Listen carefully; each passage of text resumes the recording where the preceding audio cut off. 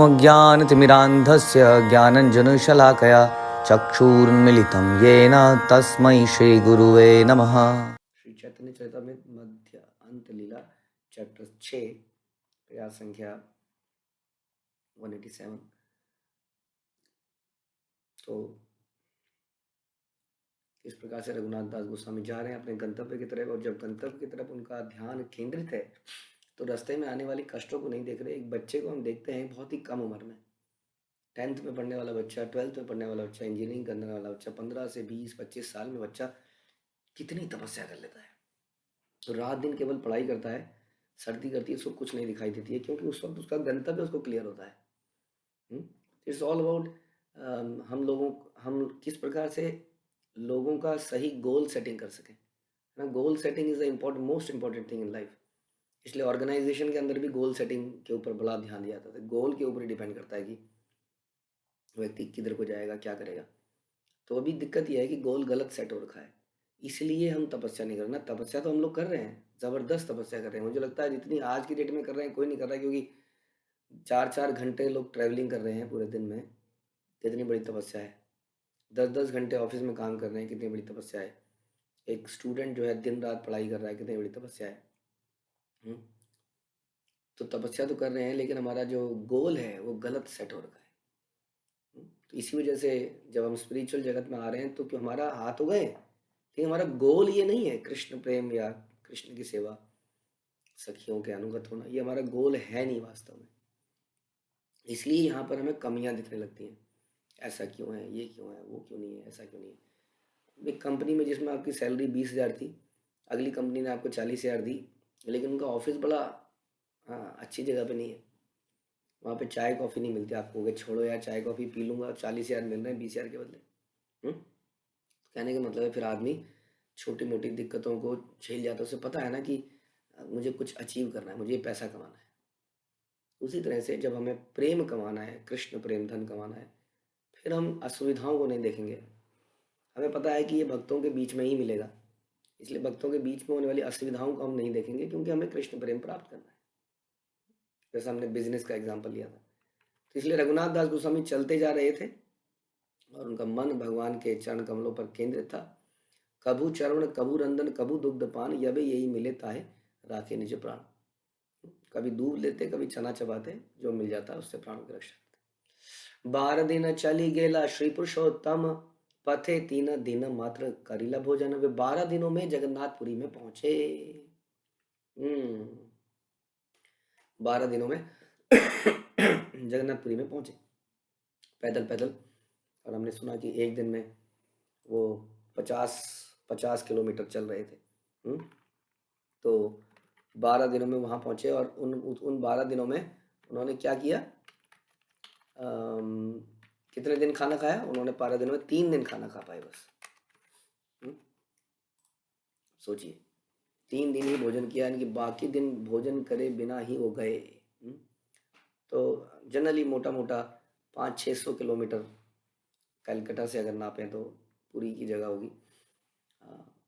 तो yes, average बिल्कुल वही आता है, जो 60, यस। तो लगभग 40-50 किलोमीटर वो रोज़ चले, और इस 40-50 किलोमीटर में उन्होंने खाना प्रसाद केवल 3 दिन ही भोजन किया। 3 दिन भोजन किया का मतलब समझ सकते हैं, 3 दिन एक बार भोजन किया, समझ लो यही हुआ। बाकी दिन वो एक तरह से उपवास में रहे और इतना कंटिन्यूसली चलते रहे, और जंगलों के रास्ते से गए। अब देखिए कितनी असुविधाएं हैं इसमें, है ना। कई बार हम यात्रा में जाते हैं, कहते हैं बस की सीट अच्छी नहीं है, प्रसाद अच्छा नहीं मिला, बहुत सारी समस्या हो जाती हैं। लेकिन यहाँ देखिए कोई बस नहीं है, जंगल है, जंगल जहाँ पे जान का भी खतरा है ऊपर से। फिर भी वो कह रहे नहीं मुझे जाना है। आदमी सोचेगा क्यों जाना है ऐसी यात्रा में, बम्पी रोड है, असुविधाएं हैं, इस वाली यात्रा में हम नहीं जाएंगे। कुछ ऐसी यात्रा बताओ जिसमें सुविधाएं पूरी मिले। तो यही फर्क है गोल सेटिंग का, हम ये बता रहे हैं। जब लाइफ का गोल वही है तो आदमी फिर कोई असुविधा नहीं देखेगा। इसलिए जो आदमी असुविधाएं देख रहा है, जिस आदमी को बार बार तकलीफ हो रही है किसी कारण से, तो समझ लीजिए उसका उद्देश्य कृष्ण भक्ति, कृष्ण प्रेम नहीं है। जीवित स्वरूप है नित्य कृष्णदास, ये नहीं सेट हुआ है अभी तक, कुछ और ही सेटिंग हो रखी है। हाँ, तो इस कारण से उसको ये बीच में असुविधाएं दिख रही है। स्वरूपादि सह गोसाई आछे न वसिया, हे न काले रघुनाथ मिलिला आसिया। जब रघुनाथ दास श्री चैतन्य महाप्रभु से मिले फाइनली, तब महाप्रभु स्वरूप दामोदर इत्यादि अपने संगियों के साथ बैठे थे। अब ये पहुंच गए हैं पुरी में, चैतन्य महाप्रभु सामने बैठे हुए हैं, उनके जीवन के उद्देश्य और साथ में बैठे हुए हैं स्वरूप दामोदर और सारे संगी। ये दृश्य देखने के लिए इनकी आत्मा कब से तड़प रही थी। भक्तों का एक ग्रुप बैठा है, जो कि चर्चाएं कर रहा है। इस चर्चा से ये वंचित थे अभी तक, और जिनको ये चर्चा मिल चुकी है, उनको कितना इस चर्चा इसके बारे में सोचना चाहिए। बट जैसे हमारा नेचर ही है कि जो चीज़ हमें मिल जाती है उसकी वैल्यू समाप्त हो जाती है हमारे जीवन में, चाहे वो रिश्ते क्यों ना हो, चाहे वो भगवान क्यों ना हो। तो रघुनाथ दास गोस्वामी इस गोष्ठी के लिए कब से विचलित थे, अब वहीं पर पहुंच गए हैं जहां पर चैतन्य महाप्रभु ने संगियों के साथ बैठ के वार्तालाप कर रहे हैं। अंगने थे दूरे रही करे न प्रणिपात, मुकुंद दत्त कहे एई आइला रघुनाथ। आंगन में कुछ ही दूर दूर से देखा उन्होंने ये दृश्य, भाव में आ गए और वहीं से दंडवत प्रणाम कर दिया।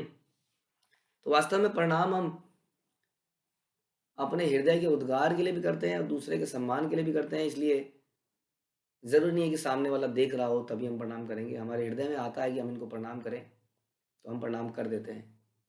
और फिर हम ऐसा वैष्णव टिकट में सुनते हैं कि जब हम सामने जाते हैं, नज़रों पे नज़रें पड़ती हैं, तो भी प्रणाम करना बेहतर है, क्योंकि नहीं तो ऐसा लग सकता है कि उन्हें लग सकता है कि मुझे प्रणाम नहीं किया, विच इज़ नॉट गुड। हम ऐसा क्यों अपना दें, ऐसा व्यू क्यों बनवाएं, क्योंकि हम हमारे हृदय में तो रिस्पेक्ट 2 बार भी करने में क्या दिक्कत है। तो दूर से उन्होंने दंडवत प्रणाम कर लिया। तब मुकुंद ने कहा, अरे रघुनाथ आ गया। प्रभु कहे न आई सते हो धरिला चरण, उठी प्रभु कृपाए तारे कैला आलिंगन। श्री चैतन्य महाप्रभु ने ये शब्द सुनते ही रघुनाथ दास का स्वागत किया। उन्होंने कहा, यहाँ आ जाओ। हाँ, यानी कि चैतन्य महाप्रभु को ज्ञात था, क्यों नहीं ज्ञात होगा, वो तो परमात्मा है, हाँ, कृष्ण है। और पानीहाटी के उत्सव में उन्होंने सारा उत्सव देखा था, बल्कि दही चिड़ा खाया भी था। राघव पंडित के घर में भी वो थे, जहाँ पर रघुनाथ दास गोस्वामी थे। तो चैतन्य महाप्रभु को सब कुछ मालूम था, रघुनाथ आ रहा है। तो चैतन्य महाप्रभु ने कहा, यहाँ आ जाओ। तब रघुनाथ दास ने उनके चरण कमल पकड़ लिए। पर इसी घटना के लिए, इसी दृश्य के लिए कितना बड़ा रिस्क उन्होंने लिया था। No pain no gain. जब तक पेन नहीं लेंगे ना, इसलिए क्या क्वेश्चन ये है, क्या मैं भक्ति में पेन ले रहा हूँ या मैंने इजी बना लिया, इजी गोइंग, जितनी आराम से होगी उतना ही करेंगे। जब आंखें अपने आप खुल जाएगी सवेरे, जब जागो तभी सवेरा, तभी सवेरा है। जैसे कहते हैं ना, मैं जहाँ खड़ा हो जाता हूँ वहीं से लाइन लगती है। ऐसी पिक्चरें देखी है ना हमने, वैसी जब जागो तभी सवेरा। क्या जरूरत है, इतना भी क्यों करते हैं यहाँ पर। हाँ, छोटे छोटे बच्चे भी तपस्या घबराओ मार देते हैं, तो जान से मार देते हैं। तो कितना पेन मैं ले रहा हूँ भगवान के लिए। No pain no gain. हम कई बार चर्चा करते हैं कि एक माता को अपने बच्चे से अटैचमेंट इसलिए होती है इतनी, क्योंकि उसके लिए उसने बहुत पेन लिया होता है। पिता ने नहीं लिया होता उतना पेन उसको पैदा करने में, इसलिए उनकी अटैचमेंट ज़्यादा होती है। तो जितना पेन लेंगे, इसलिए इतने कृष्ण के लिए जितना पेन लेंगे उतनी अटैचमेंट बढ़ेगी। ईजी गोइंग भक्ति से बात नहीं बनने वाली है। इसलिए हमें सोचना पड़ेगा कि हमारे खाने के, हमारे उठने के, हमारे वाणी के, मन के, विचारों के कितना हम अपने को पीट रहे हैं, पटक रहे हैं, रेस्ट्रिक्ट कर रहे हैं, रेगुलेट कर रहे हैं, रास्ते पे लगा रहे हैं। तो जितना हम ऐसा करेंगे उतना प्रेम बढ़ेगा। तो रघुनाथ दास ने अथक प्रेम किया था, अथक प्रयास किया था, पेन लिया था, और अंत में और क्योंकि उनका गोल एकदम क्लियर था, इसलिए उस गोल पे पहुंच ही गए। इस भौतिक जगत में भी जब हम अपना गोल सेटिंग करते हैं तो वहाँ पहुँच जाते हैं हम। हाँ, संसार में लोग पहुँच ही जाते हैं, भगवान मदद कर ही देते हैं। आप अपनी गोल सेटिंग कराओगे कि मुझे इतने लाख रुपए कमाने हैं महीने के, तो धीरे धीरे आप देखोगे अगर आप मेहनत करोगे तो पहुँच जाओगे वहाँ पे। बट उसका लाभ नहीं होगा, बस प्रॉब्लम ये है, उसका वो लाभ नहीं मिलेगा, क्योंकि वो शरीर के समाप्त होते ही सारे बेनिफिट समाप्त हो जाते हैं। इसलिए गोल सेटिंग सही करेंगे तो हम पहुँच जाएंगे। तो रघुनाथ दास गोस्वामी पहुँच गए, चरण कमल को पकड़ लिया, महाप्रभु खड़े हो गए और उनका आलिंगन कर लिया। महाप्रभु को इतना प्रेम था, इतना क्यों नहीं हो प्रेम होगा। जो व्यक्ति उनके लिए इतना कष्ट लेगा उसके लिए क्यों नहीं प्रेम होगा भगवान का, क्यों नहीं भगवान पक्षपात करेंगे। क्यों नहीं कांग्रीगेशन में पक्षपात होगा? क्यों नहीं हर जगह पक्षपात होगा? क्या ये रोबोटिक शो थोड़ी हो रहा है यहाँ पर? रोबोट्स के ऐसा हो सकता है कि 4 रोबोट हैं, एक रोबोट के साथ ज़्यादा अटैचमेंट हो जाए? नहीं, वो तो प्रोग्राम्ड है, जो बोलेगा वही करेगा, है कि नहीं? तो रोबोट्स में बराबर का भाव रह सकता है। हाँ, रोबोट में भेदभाव नहीं होगा ना। रोबोट में भी किसी में वायरस आ जाएगा, किसी में तो भेदभाव हो जाएगा वहाँ भी। कहने का मतलब है जो व्यक्ति अपना सब कुछ न्यौछावर कर रहा है, भगवान कहते हैं क्यों नहीं मैं उसको रिस्पॉन्ड करूंगा उस प्रेम से अपने।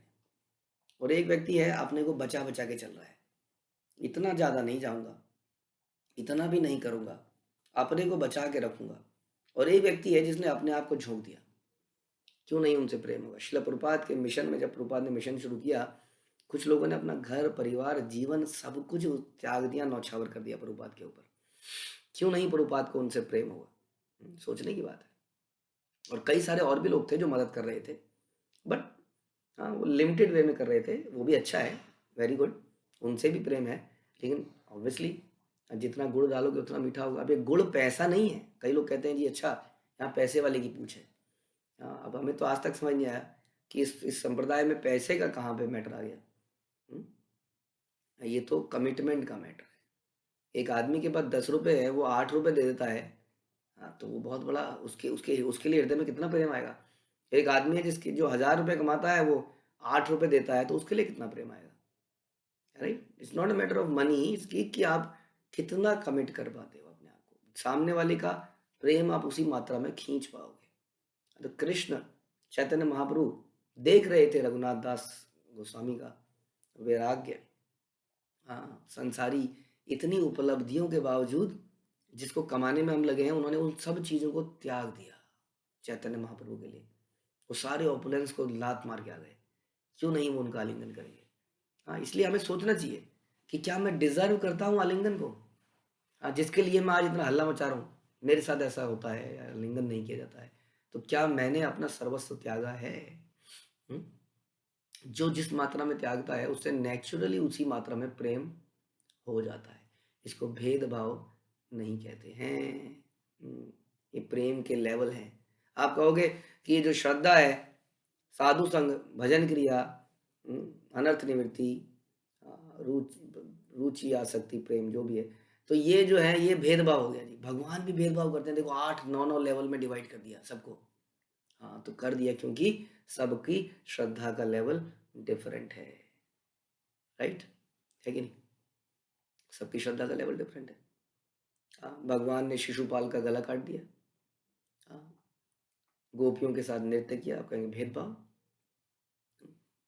तो ये है प्रश्न सारे। शिशुपाल भी भगवान का ही पुत्र है, भगवान का ही अंश है, और उसको गला काट के भी उसको मुक्ति प्रदान करिए, ऐसा नहीं है, भला उसका भी हुआ है, लेकिन उसको वो प्रेम नहीं मिला जो गोपियों को मिला। Very simple. फिर भी हमारी बुद्धि क्योंकि खराब हो चुकी है ना, ये प्रभुपाद कहते थे ये जो डेमोक्रेसी है इसमें दिमाग crazy, this is demon crazy, crazy demon, demon crazy is democracy, सब बराबर है। ये जो साम्यवाद है, ये बड़ी समस्या लेके आया है संसार में। मार्क्सवाद, साम्यवाद, जिसने बोला कोई अलग कोई अंतर नहीं है, सब बराबर है। एक सरकार होगी तो सबको बराबर बांट देगी, थोड़े दिन में वो सरकार ही करप्ट हो गई, हाँ फेल हो गया चारों तरफ, क्योंकि डिफरेंस रहेंगे। कोई ज़्यादा मेहनत करेगा, कोई कम मेहनत करेगा, कोई सही दिशा में मेहनत करेगा, कोई गलत दिशा में मेहनत करेगा, देयर विल बी डिफरेंसेस। भगवान ने ही भेद पैदा किया, चतुर्वर्ण माया सिस्टम। भगवान कहते हैं ब्राह्मण मुझे बड़े प्रिय हैं। अरे ये तो आपने, भगवान ने भेदभाव कर दिया, हाँ शूद्रों को अलग कर दिया भगवान ने। पहली बात तो जाति के आधार पर नहीं है, ये समझना पड़ेगा। अब जो ब्राह्मण है यानी कि जिसने अपना सर्वस्व भगवान पे न्यौछावर कर दिया है, जो अपने लिए पैसा कमा नहीं रहा है, ऐसा नहीं कि वो दूसरों के कमाई पे खा रहा है, यानी कि वो कह रहा है मिल जाएगा तो खा लूंगा, कहीं से नहीं तो मिलेगा, लेकिन पूरे समय क्या करूंगा, न केवल भजन करूंगा बल्कि दूसरों से भजन करवाऊंगा। अब इस प्रोसेस में उसने अपना करियर को त्याग दिया, हाँ इस प्रोसेस में उसने अपने शरीर को त्याग दिया, हाँ नहीं त्यागा, उसने अपना सारा समय दूसरों के लिए लगा दिया। तो क्यों नहीं भगवान को उससे ज़्यादा अटैचमेंट होगी? क्यों नहीं भगवान कहेंगे ब्राह्मण मेरे प्राण है? इस तरह का ब्राह्मण मतलब this kind of person, this kind of Vaishnava, है ना? तो भगवान भेदभाव कर रहे हैं कि नहीं कर रहे हैं? नमो ब्राह्मणे देवाय गौ ब्राह्मणिताय जय, ये तो ब्राह्मणों का समाज है जी, आपके यहाँ तो ब्राह्मण है। ब्राह्मण ब्राह्मण का मतलब जाति जन्म के आधार पे नहीं है, लेकिन हाँ, हर किसी को ऐसा भाव पैदा करना है, कर सकता है। तो जो इतना सर्वस्व त्यागेगा, उसके प्रति भगवान भी कह रहे हैं कि वो मेरा हृदय को जीत लेगा। राइट। तो उसी तरीके से यहाँ पर रघुनाथ दास ने, क्योंकि अपना सर्वस्व त्याग दिया था, सर्वस्व, कितना हमने सुना कि कितना स्वर्ग के राजा इंद्र जैसी ऑपुलेंस थी उनकी, सोच सकते हैं। और वो अपना सर्वस्व त्याग देते हैं, और त्याग ही नहीं देते, खतरा लेते हैं उसके लिए, जान का खतरा लेते हैं, माता पिता का बुरा बनते हैं, यदुनंदन का एक प्रकार से उनकी बातों को काट रहे हैं, उनकी इंस्ट्रक्शन को पूरा नहीं कर पाए, क्योंकि अब उन्हें कुछ बहुत बड़ा कार्य करना था। तो इस प्रकार से हमने चर्चा करी कि कैसे यदि आदमी सर्वस्व त्यागता है तो उसको भगवान का इतना प्रेम पैदा होता है कि चैतन्य महाप्रभु उठे और उनका आलिंगन किया। प्रभु कहे कृष्ण कृपा बलिष्ठ सभा हईते, तोमार काढ़िला विषय विष्ठागर्त हईते। चैतन्य महाप्रभु ने कहा भगवान कृष्ण की कृपा सबसे प्रबल होती है, इसलिए भगवान ने तुम्हें भौतिकतावादी जीवन की खाई से उबार लिया है, जो उस छेद के समान है जिसमें लोग मल त्याग करते हैं। तो कितनी इंपॉर्टेंट है वो जगह जिसमें लोग मल त्याग करते हैं। हालांकि आज की डेट में बहुत सारे इंग्लिश स्टाइलिश पॉट बना लिए गए हैं। क्या आप उस पॉट के अंदर अपनी कोई इंपॉर्टेंट चीज़ रखना पसंद करेंगे? अपनी ज्वेलरी, अपने पैसे, बड़ा सुंदर पॉट है जी, 25,000 का केवल पॉट ही पॉट है, क्यों ना इसमें कोई सामान रखना शुरू कर दें? करेंगे? नहीं करेंगे, क्योंकि अल्टीमेटली वो मल त्यागने की जगह है ना। उसमें कितना भी पैसा लगा लो, वो मल ही त्यागने की जगह है। इसलिए बता रहे हैं कि तुमने उसका त्याग किया। ये भौतिकतावादी जीवन उसी छेद के समान है जिसमें लोग मल त्याग करते हैं, जिसको हम डेकोर करते हैं, बढ़िया से डेकोरेट करने का प्रयास करते हैं। क्या नहीं मल, आप बताइए, आपने एक पॉट लिया, उस पॉट के छेद में आपने लाइटिंग लगा दी नीचे बढ़िया सी, उसमें चम चम चम चम होने लगी, थोड़े दिनों में वो हीरे जवाहरात भी वहाँ जड़ दिए और आपने कुछ बड़े बड़े अलग अलग तरह की कलरिंग वहाँ पे कर दी। हाँ, पूरा दिन आपका कहाँ बिजी थे? पॉट को सजा रहा था, पॉट को सजा रहे थे, मतलब अरे पॉट को इतना इंपॉर्टेंट काम करते हैं वहाँ पे, पॉट को सजा रहे थे। तो बताइए क्या क्या आपके आपके बारे में, आपके दिमाग में क्या विचार आएगा उस व्यक्ति के बारे में जो पॉट को समाज सजाने में पूरा दिन लगा दे। तो यहाँ महाप्रभु कह रहे हैं कि इस संसार में यदि हम अपने जीवन को सजाने का प्रयास कर रहे हैं, बढ़िया लाइफस्टाइल प्राप्त करने का प्रयास कर रहे हैं, इट इज लाइक दैट। लेकिन महाप्रभु कह रहे हैं कि हे रघुनाथ, तुम्हारे ऊपर भगवान की कृपा है, क्योंकि तुमने उस जीवन को, उस छेद को त्याग दिया है जहाँ लोग मल त्याग करते हैं। प्रभुपाद कह रहे हैं कि कर्म के नियम के अनुसार हर व्यक्ति को किसी भौतिक मानदंड के अनुसार दुख या सुख भोगना पड़ता है, किंतु भगवान कृष्ण की कृपा इतनी प्रबल है कि मनुष्य के सारे विगत कर्म फलों को बदल सकती है। इंसान बहुत सारे जादू टोना इत्यादि लोगों के पास जाना चाहता है। यहाँ बता रहे हैं कि यदि व्यक्ति भक्ति करे तो उसके सारे कर्म फल बदल सकते हैं। जैसे एक कंट्री का राष्ट्रपति किसी फांसी की सजा के कैदी को भी मुक्त कर सकता है, उसके पास पावर है, और किसी में नहीं है, राष्ट्रपति के पास पावर है। आप इधर उधर टटपूंजियों के पास जाते रहेंगे, उससे क्या लाभ होगा? लोग पैसा खाते रहेंगे, धोखा देते रहेंगे। उसी तरह से जीवन में यदि आपको अपने पापों से भी मुक्ति चाहिए, नॉर्मल लाइफ भी जीनी है, तो भी भगवान को शरणागति करनी पड़ेगी, उनका हृदय जीतना पड़ेगा, तब आपके कर्म फल बदल सकते हैं।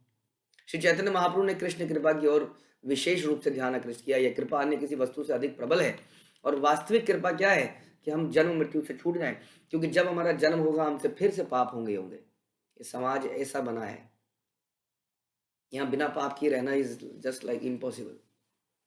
इसलिए किस प्रकार से हम अपने कार्यों को वाइंड अप करें, समाप्त करें, और भगवान की भक्ति में लगे, और फिर दोबारा ना आए और भगवान की इटर्नल सेवा में लगे रहें, क्योंकि इसने रघुनाथ दास को भौतिकतावादी जीवन के प्रबल बंधन से बचाया, जिसकी तुलना महाप्रभु ने उस छेद से की है जहां लोग मल त्यागते हैं। तो ये जो कृपा हुई, क्या हुई? बता रहे कि रघुनाथ दास पे कृपा ये हुई कि वो इस छेद रूपी संसार को त्याग पाए। श्री चैतन्य महाप्रभु ने यह निर्णय दिया कि जो लोग भौतिकतावादी जीवन में लिप्त रहते हैं वे मल में रहने वाले उन कीड़ों के समान हैं जो उसे त्याग नहीं सकते, क्योंकि वहां और मल गिरेगा और उसको खाएंगे, वही उनका जीवन है। एक गृहवत जिसने सुविधापूर्ण घर, जो कि वास्तव में दुख से भरा है, उसमें रहने का दृढ़ संकल्प किया है, वह गर्हित अवस्था में रहता है। गृहस्थ गर्हित अवस्था में रहता है, क्योंकि उसका पूरा जीवन सुविधाओं को बटोरने में लगा रहता है। पूरा जीवन उसका फोकस इसी में रहता है कि अभी रहते हैं तो अभी थोड़ा सा यहाँ पे ये दिक्कत आ रही है, इसको ऐसा करा लेते हैं, थोड़ा सा ये दिक्कत आ रही है, इसको ऐसा करा लेते हैं, थोड़ा सा ये दिक्कत आ रही है, इसको ऐसा करा लेते हैं। पूरा दिन उनका इसी में लग रहा है। अब हमने घर में ये भी करा लिया, अब हमने घर में ये भी करा लिया, अब हमने घर में ये भी करा लिया, अब हमें ये भी नहीं करना पड़ता, अब हमें ये भी नहीं करना पड़ता। अभी ऐसी चर्चा हो रही थी कि अब जो कंट्रीज़ हैं रोबोट्स बना रही हैं फाइटिंग के लिए, तो जो कंट्रीज़ के बीच में लड़ाई है उसमें अब सोल्जर्स नहीं लड़ेंगे, रोबोट्स जाके लड़ेंगे। हाँ, तो ये चर्चा हो रही थी कि उसमें बहुत कुछ हो रहा था कि वो रोबोट काफ़ी चीज़ें उसके अंदर, वो आग को सेंस कर सकता है, ऊपर नीचे मतलब काफ़ी कुछ कर सकता है, वो अपने कठिन रास्तों पे चल सकता है और दुश्मन के यहाँ जगह जाएगा और मारेगा। बट प्रॉब्लम ये थोड़ी देर में वो भी रोबोट बना लेगा, फिर रोबोट और रोबोट की लड़ाई होगी, इसमें टेक्नोलॉजी की लड़ाई होने लग जाएगी, ये आदमी लोग बैठे हैं।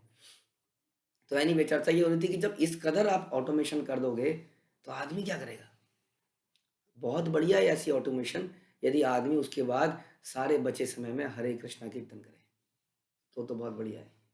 लेकिन आदमी की मुसीबत ये है कि उसके बाद वो नई खोजों में लग जाता है और इस प्रकार उसका लाइफ जो ऑटोमेशन से फ्री अप होता है उसका टाइम, वो और ज़्यादा बिजी हो जाता है, क्योंकि अब उसके पास उसको एक लालच सा मिल जाता है। लालच का कोई एंड नहीं है ना, ग्रीड का कोई एंड नहीं है कि मैंने इतना कर दिया, इतना और कर दूं तो ऐसा हो जाएगा। जैसे अभी ऑलरेडी ऐसी टेक्नोलॉजी बन गई है हाथ हिलाने से, आप ऐसे हाथ हिलाओगे तो लाइट जल जाती है, लाइट बंद हो जाती है आज की डेट में, है ना।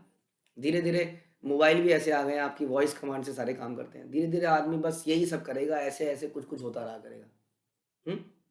उसके बाद क्या करें, उसके बाद जब हमने इतना कर दिया तो बोलेगा इतना भी क्यों करना है, हाथ भी क्यों हिलाना है, मैं मन में सोचूंगा सब चीज़। कुछ ना कुछ आदमी सोचेगा उसके बाद। कोई ब्रेन के अंदर चिप लगा देगा, उस चिप से सारे घर के इंस्ट्रूमेंट्स कनेक्ट कर देगा, मन में सोचेगा एग्जॉस्ट फैन चालू हो जाएगा, क्योंकि चिप लगी हुई है। और ये चिप इंस्ट्रूमेंट्स पे लगी हुई है, तो आदमी कुछ ना कुछ सोचता रहता है। इसी कारण से इंडस्ट्रियल रेवोल्यूशन जब आया था तो इसलिए आया था क्योंकि इंसान पूरे दिन काम करता था, फिर मशीनें आई, मशीनों ने वो काम 5 मिनट में कर दिया। जैसे आप किसानों की बात देखें, किसानों को खेत जोतने में, फसल काटने में कई कई दिन लगते थे। अब एक ट्रैक्टर चलता है, थोड़ी देर में खेत जोत देता है, कुछ मिनटों में, थोड़ी देर में फसल कट जाती है। अब क्वेश्चन ये है कि जो बचा हुआ समय है उसमें आपने क्या किया, उसमें आपने हुक्का पिया, उसमें आपने तंबाकू खाया, उसमें आपने ग्राम में चर्चा करी, या उसमें आपने और सोचा कि अब और कैसे ऑटोमेट करें, अब ये तो कट गया, अब बीज भी कैसे डालें, अच्छा चलो बीज भी ऑटोमेट कर दिया, बीज भी ट्रैक्टर डाल रहा है उसके पीछे से, खेतों को प्लेन कैसे करें, ये कैसे करें, सब कुछ हो गया। अब आदमी का दिमाग खराब हो गया। तो जब इतना हो ही रहा है तो मैं यहाँ क्या कर रहा हूँ, मैं शहर में चलता हूँ ना। तो लोगों ने घर वहीं छोड़ दिए और शहर में पहुंच गए। अब बोला जी ये ट्रैक्टर है, किसी आदमी को दे दिया, इसको चलाए रखना, तुम इसको चलाए रखना, मैं शहर में पहुंच रहा हूँ। सब शहर में पहुंच गए, गाँव खाली हो गए। थोड़ी देर में जो गाँव में था उसने सोचा मैं ही क्या कर रहा हूँ यहाँ पे पागलों की तरह। अब कोई गाँव में बचा ही नहीं, सब शहरों की तरफ भाग लिए। अब शहर में आके ज़िंदगी का बिल्कुल डिफरेंट रुख हो गया। खुली हवा बंद हो गई है कि नहीं, पोल्यूशन मिलने लगा, चारों तरफ भीड़ दिखने लगी। लेकिन क्या करें, आसक्ति इतनी है कि इसको छोड़ भी नहीं पा रहे हैं, ग्रिप भी कर रहे हैं। मेरा गांव बड़ा अच्छा था, लेकिन गांव छोड़ नहीं रहे हैं शहर को। अब गांव बड़ा अच्छा था, बड़ी ताज़ी हवा थी, लेकिन रहना ही पर है। तो इस प्रकार से आदमी जो है अपनी ही क्रिएशन के अंदर फंसता चला जाता है। जैसे कहते हैं कि मकड़ी जो है कई बार अपने ही जाले में फंस जाती है। तो हम अपनी क्रिएशन में फंसते चले जा रहे हैं because of all this automation. इसका लाभ तब है जब हम हरी कथा कर पाएँ। हाँ, बड़ा मुश्किल है इस जंजाल से निकलना। तो यही इस जंजाल से निकलना की जो बुद्धि है वो कृपा है जो हमें गुरु से मिलती है, जो हमें ये इसी को कहते हैं कि चक्षुदान दिली, ये जो चक्षु हमें मिलते हैं ज्ञान के, जिसके कारण हम ये देख पाते हैं कि ये इल्यूजन है, ये भ्रम है, ये सुख नहीं है, वास्तव में ये दुख है।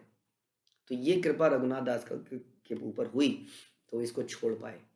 केवल कृष्ण की कृपा से ऐसे कष्टों से बचा जा सकता है। कृष्ण की कृपा के बिना घृणित भवपाश से निकल पाना संभव नहीं है। हमारा सारा जीवन, जैसे मैंने बोला, सुविधाओं को एकत्रित करने में निकल जाएगा। बेचारा जीव अपनी इच्छा से भौतिकतावादी स्थिति को त्याग नहीं पाता। जब कृष्ण की विशेष कृपा होती है तभी उसे त्याग पाता है। इवन हम भक्ति करने के बाद भी ऐसे, ये बड़ी बड़ी कृपा है कि ऐसे भक्त हमें मिल पाए जो ऐसा सोच पा रहे हैं, क्योंकि भक्ति करने के बाद भी मनुष्य के अंदर एक सुपीरियोरिटी कॉम्प्लेक्स हो जाता है कि I am superior than let rest of the people, क्योंकि ये तो मरे पड़े हैं, मैं नाम तो जपता हूँ, लेकिन नाम जपने के बाद भी, कुछ करने के बाद भी पूरा जीवन अभी भी सुविधाओं को एकत्रित करने में लग रहा है। Although we are doing something, but हमारा गोल अभी भी ये नहीं है। इस छेद को त्यागना हमारा गोल नहीं है। तो ये समस्या है, भक्त बनने के बाद भी समस्या है, क्योंकि भक्त बनने के बाद कॉम्प्लिसेंसी आ जाती है, आदमी लगता है रिलैक्स हो जाता है आदमी, हाँ मैंने प्राप्त कर लिया। लेकिन प्राप्त क्या है? भक्ति का पुत्र क्या है? ज्ञान और वैराग्य। वैराग्य किस लेवल में पैदा हुआ? Are we still attach with material opulences? मेरा पूरा दिन कैसे निकल रहा है, यही बस एकमात्र वो है। मेरा पूरा दिन किस चिंतन में निकलता है? क्या इस चिंतन में निकलता है कि मैं और क्या सेवा कर सकता हूँ, मैं और कैसे प्रचार कर सकता हूँ, मैं और कैसे परंपरा की सेवा कर सकता हूँ, मैं और कैसे कृष्ण को प्रसन्न कर सकता हूँ, गुरु को प्रसन्न कर सकता हूँ? हाँ, तब तो बढ़िया है। तब तो आप कुछ भी टेक्नोलॉजी लीजिए, कुछ भी ऑपुलेंसेस ग्रहण कीजिए। लेकिन यदि पूरा जीवन सुविधाओं में, how to make life better, बच्चों की लाइफ कैसे अच्छी बनाऊँ इन टर्म्स ऑफ मटेरियल, तो फिर इसका मतलब हमारे अंदर वो कॉम्प्लिसेंसी आ गई है भक्ति प्राप्त करने के बाद भी। हाँ, तो वो कृपा हमारे ऊपर नहीं हो पा रही है। यस्याहम अनुग्रहामि हरन्ति तद्धनम शनै। भगवान ने हमें, हम पर अनुग्रह नहीं किया है। क्यों नहीं किया भगवान ने हम पर अनुग्रह? हमारी चीज़ें नहीं छीन रहे हैं, मटेरियल चीज़ें हमारे अंदर मटेरियल वैराग्य पैदा नहीं कर रहे हैं। क्यों? क्योंकि मेरी प्रार्थनाएं डिफरेंट है। मैं ऐसी प्रार्थना ही नहीं कर रहा हूँ। मेरी प्रार्थनाएं में ये होता है, ये हो जाए, ये ठीक हो जाए, ये ऐसा हो जाए, ये है। तो जब कृष्ण की विशेष कृपा होती है तब उसे त्याग पाता है। चैतन्य महाप्रभु भली भली जानते थे कि रघुनाथ दास पहले ही मुक्त हो चुका है। हाँ, फिर भी उन्होंने जोर देकर कहा कि धनी पिता का पुत्र होने के कारण रघुनाथ दास का विलासपूर्ण जीवन, जिसमें सुंदर स्त्री, पत्नी, मतलब अनेक नौकर, ये मल की खाई के जैसे हैं। मल की खाई, मल ही मल। हाँ, ये सुंदर पत्नी, हाँ, और ये असामान्य धन, इतनी बुद्धि, इतनी नॉलेज, ये मल की खाई के जैसा है। इस तरह महाप्रभु ने विशेष रूप से इंगित किया कि भौतिक सुविधाओं तथा पारिवारिक जीवन से अत्यंत सुखी सामान्य लोग मल की कीटों से किसी तरह भी श्रेष्ठ नहीं है। बहुत ही आंदोलनकारी विचार है, क्योंकि सारा संसार तो इसी को प्राप्त करने में लगा है। हम कह रहे हैं ये जो संसार का प्रोसेस है, ये मल में से कीड़ा जो एंजॉय करता है उसके बराबर है, ऐसा यहाँ पर बताया जा रहा है। रघुनाथ मन कहे कृष्ण नहीं जानी, तब कृपा कालिला आमा एई आमी मानी। रघुनाथ दास ने अपने मन में उत्तर दिया, मैं नहीं जानता कि कृष्ण कौन है। हे प्रभु, मैं तो केवल इतना जानता हूं कि आपकी कृपा ने मुझे पारिवारिक जीवन से बचा लिया। This is called gratitude towards the seniors. ऐसा नहीं है कि हम केवल भगवान को जानते हैं, भगवान को मानते हैं, जैसे कि कुछ लोग सोचते हैं। कुछ लोग सोचते हैं बढ़िया कथा हो रही है, जूम पे, टीम्स पे, यूट्यूब पे सुनते सुनते रहेंगे और प्रभु के गुण गाएंगे। प्रभु ऐसे प्राप्त नहीं होते हैं। रघुनाथ दास गोस्वामी यहाँ पे बोल रहे हैं चैतन्य महाप्रभु को, क्योंकि वो बोल रहे हैं तुम्हारे ऊपर कृष्ण कृपा हुई है। वो बोल रहे कृष्ण कृपा नहीं पता मुझे हुई है कि नहीं हुई है, आपकी कृपा जरूर हुई है। यानी कि जो हमारे पथ में गोपिर भरतुर पद कमल, although Chaitanya Mahaprabhu is Krishna himself, but इस फिलॉसफी से ये समझ में आता है कि हमारे जीवन में परिवर्तन लाने वाले, हमारे लिए पेन लेने वाले बहुत सारे वैष्णव हैं जो हमें उस लेवल पे लेके जा रहे हैं। उनके प्रति कृतज्ञ ना होना और सीधा ये सोचना कि बस सुनते रहो और प्रभु की कृपा मिल जाए, ये पॉसिबल नहीं है। ये रघुनाथ दास गोस्वामी दिखा रहे हैं अपने आचरण से। इसको करने के लिए हमें परंपरा के प्रति समर्पित होना पड़ेगा, अपने सीनियर्स के प्रति समर्पित होना, उनके लिए कुछ करना पड़ेगा, भक्ति। भक्ति भक्ति हमारा श्रवण परीक्षित महाराज जैसा नहीं है।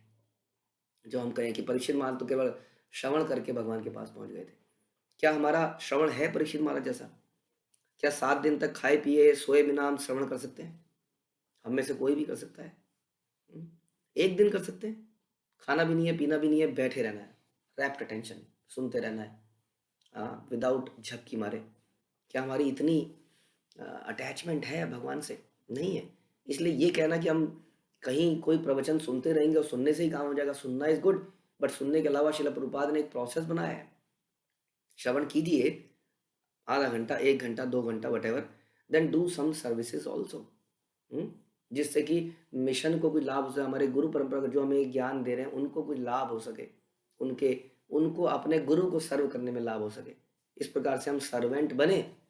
खाली श्रवण करने से ज्ञान भी बहुत बढ़ जाता है। इसलिए ये विचार करने पड़ेंगे, या तो हमारा श्रवण परीक्षित महाराज जैसा हो। इसलिए ये बड़ा इंपॉर्टेंट है कि ये बता रहे हैं कि मैं नहीं जानता कि कृष्ण कौन है, मैं जानता हूं कि आपकी कृपा ने मुझे पारिवारिक जीवन से बचा लिया है। इस प्रकार का भाव हमारे अंदर पैदा होना चाहिए कि आपके हम we should be able to recognise this contribution of devotees in our life. इन डिवोटीज का मेरे जीवन में क्या कंट्रीब्यूशन है, लेकिन होता नहीं है। जरा सा डिवोटी से कुछ मतभेद हो जाता है तो हम कहते हैं नाम जपता रहूंगा प्रभु जी, नाम जपता रहूंगा, बस साथ में डिवोटीज के पास नहीं आऊंगा। ऐसे नहीं मिलेंगे ऐसे कृष्ण। क्या सारा भाई माथे तिलक गौर में लेना, ऐसे माथे पे तिलक लगाने से, ऐसे जप करने से भगवान नहीं मिलेंगे। उसके लिए क्या करना पड़ेगा? दास दास दास अनुदास, we have to become servant of the servant. Servant क्या होता है? सर्वेंट को कई बार तिरस्कृत कर दिया जाता है, रिजेक्ट भी हो जाता है इस प्रोसेस में। भगवान भी करते ही हैं, अपने सर्वेंट के जीवन में अनेक दुख दुख डालते हैं, आते हैं, फिर भी वो सर्वेंट सर झुका के पड़े प्रेम से। ये तो भगवान की कृपा है, भगवान ने बचा लिया। मर गया, मरने से बचा, मर ही गया, हाथ पैर टूट गए, भगवान ने बचा लिया, मरा नहीं। वट हर चीज में भक्त जो है कुछ पॉजिटिव ही देख लेता है। तो यही है भक्तों का, ये जो रघुनाथ दास गोस्वामी अपने चरित्र से दिखा रहे हैं कि मैं जो मेरे जीवन में वैष्णव है, नित्यानंद प्रभु की कृपा है, चैतन्य महाकृष्ण की कृपा तो बाद में आएगी, पहले वैष्णवों की कृपा मेरे जीवन में होगी, तभी मुझे कृष्ण प्राप्त होंगे। तो ऐसा रघुनाथ दास गोस्वामी यहाँ पर दिखा रहे हैं। तो इसी भाव को आगे लेके चलते हैं। बहुत कुछ सीखना बाकी है रघुनाथ दास गोस्वामी के जीवन से, इन 6 गोस्वामियों के जीवन से। देखते हैं आगे क्या होता है। हरे कृष्णा। श्री प्रभुपाद की जय, श्री चैतन्य चरितामृत की जय, श्री कृष्णदास कविराज की